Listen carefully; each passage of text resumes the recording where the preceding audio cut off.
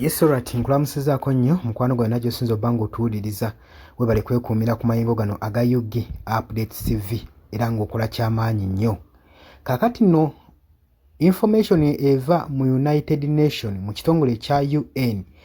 si birungi eri muganda waffe Paul Kagame saako ne Muhoozi Kainerugaba wamu ne Mwami Yoweri Kaguta Museveni. Lwaki?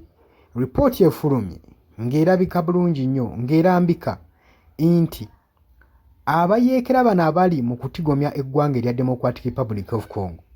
aba M23 bakikakasa era nga bakimaze n'okiteekako stamp nti babaakingibwa Paul Kagame oba babaakingibwa n'amagye gano aga Rwanda era nga mu yo gwe basinga okulumiriza ye Paul Kagame okubanga agenda maaso n'okusapootinga amagye gano agabayeekera ba M23. Kusinziira ku lipooti eva mu Kinshasa mu gavumenti eya Felix Tshisekedi bagamba nti nno badelegates bangi be bamanyi abava mu ggwanga erya Uganda nga bagenda mu maaso n'okukolagana n'abayeekera bano ba M23 era lipooti ya UN eraga nti Paul Kagame ow'e Rwanda saako ne Mwami Yoweri Kaguta Museveni mulimu ababaka mu gavumenti ye abagenda mu maaso n'okukolagana n'abayeekera bano mu kimpowooze. Lwaki? Nti oba tunuulira location y'abayeekera bano ku geographical location basiisidde owali ebyobugagga omuli cobalt saako ne coltan. Bino nno nga bibayambako okubanga babitransportinga nga biyita mu ggwanga erya Rwanda era ekitongole kigamba singa bano badde tebakwatagana nga naye Paul Kagame tabayambako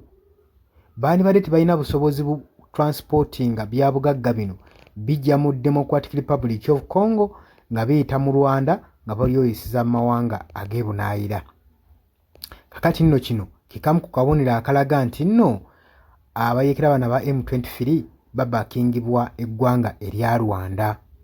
era abasajja bagenda maaso n'okulumiriza ba delegates okuva mu ggwanga erya Uganda nabo basapootinga obuyeekera buno era y'ensonga lwaki olaba nga bagguddewo ensalo border post basobole okuba nga abamu bafuna obuddukiro singa embeera ng'etabuka. Kyola akyanyiziza nnyo Felix Tshisekedi ng'agamba mukola mutya ekintu ekyo nga temuntegeezezza kiyinzika kitya kubanga ekyo automatically mukirabirawo nti nno kittattana saako n'okutattaaganya security yaffe ng'eggwanga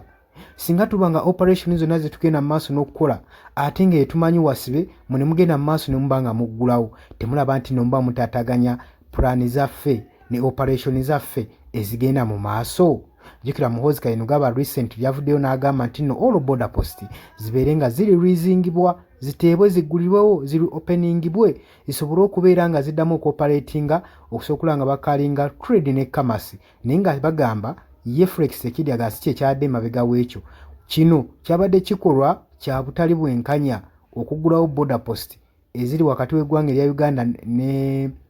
Democratic Republic of Congo.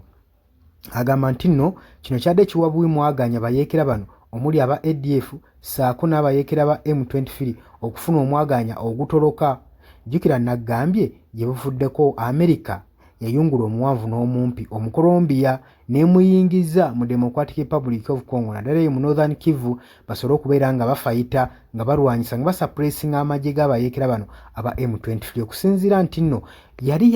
Donald Trump yali yakoladde endagaano ey'obugagga n'eggwanga erya Rwanda saako ne Democratic Republic of Congo. Waki yabigatta mu Rwanda? Yabigatta mu Rwanda olw'ensonga nti nno yali akimanyi bulungi nnyo nti abayeekera bano babaakingibwa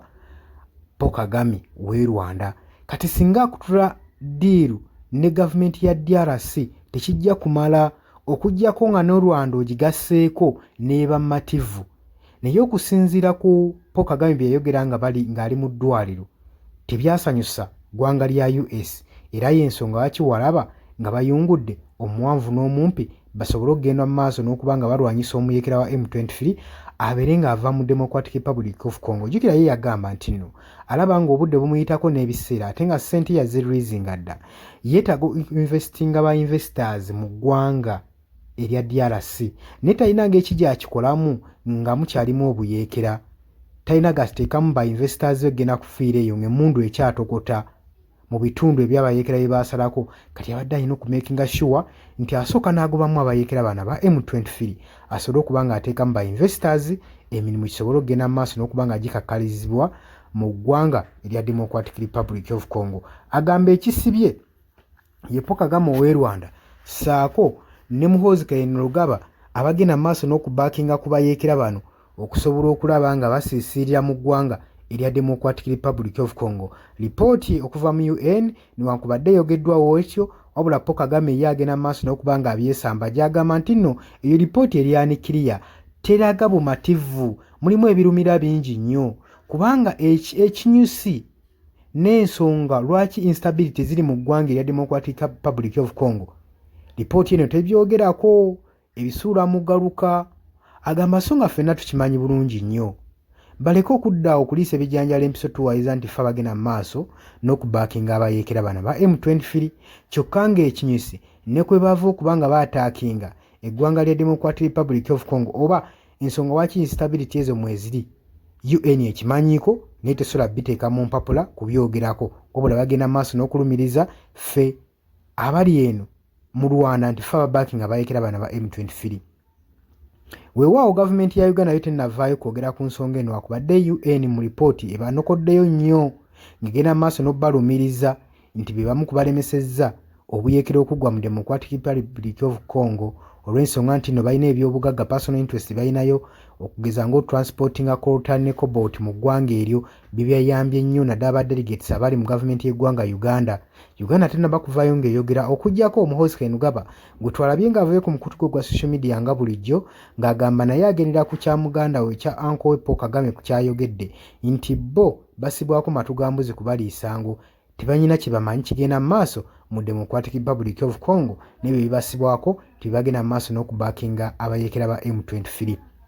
Oli ku Yugi Updates TV kusinziro bango otuwuliriza ng'otannatweyungako nkutegeeza kiriya wansi olw'ekigambo subscribe kikoneko obeere nga otweyungako. Abali emitala w'amayanja mwenna mbatumiddeko nnyo kimanyi mukola ky'amaanyi era mukobera bukubirire nnyo okulaba nga muyimirizaawo amayengo gano aga Yugi Updates TV.